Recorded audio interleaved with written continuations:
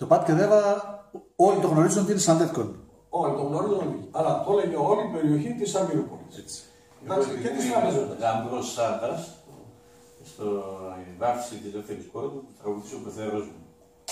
Οπότε, στάνταρ, ξέρω δηλαδή ότι είναι από εκεί έχουν τα ακούσματα. Και η Νέα Σάντα το τραγουδούσε πάρα πολύ.